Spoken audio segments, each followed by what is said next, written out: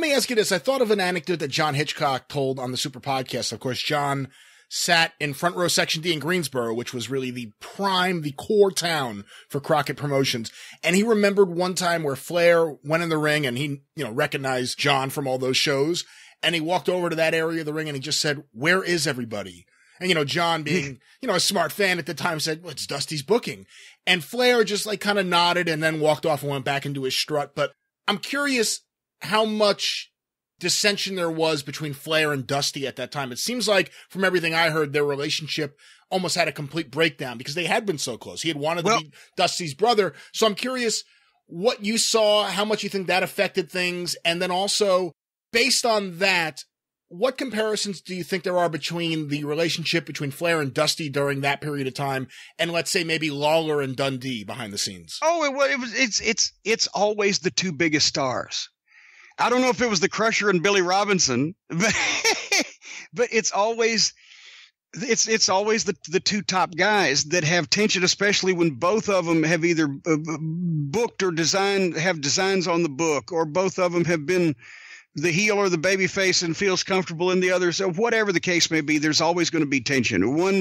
One's a more of a workaholic. The other one feels like it comes natural to him, and it does. There's always and those top guys are always contrasts. If you notice, there's never two guys that are any way similar to each other that are both top guys in the same territory. At any rate, after obviously the Horsemen have split up, and Flair because we've looked at it from Crockett's viewpoint. Oh shit, now there's a chink in fucking business and all this shit's starting to fall apart just before this sale's going through. And Dusty's like, "Oh fuck, I booked the fucking houses back and the people here, and this has got as much interest as we've had in ages. And now this shit's fucking going on." From Flair, you can imagine, goddamn, the Horsemen are fixed to be the goddamn supposedly the main event fucking of heels in this goddamn company still for another big run, and half of them are gone. So everybody's like, what the fuck at this point?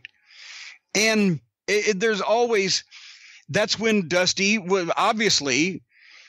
figures now, well, the Horsemen are trying to get out to get me. So he starts the idea to bury Flair, right? Which culminates with, according to all the reports we've heard, the idea for Flair to drop the title to Rick Steiner at Starrcade in pretty convincing fashion. 5 minutes is what was always said.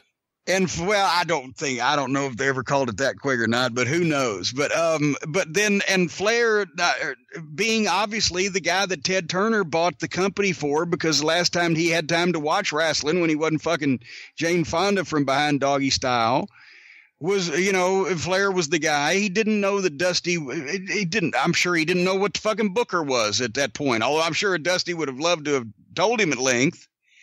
So Flair had to be the key guy, but Dusty felt betrayed, et cetera,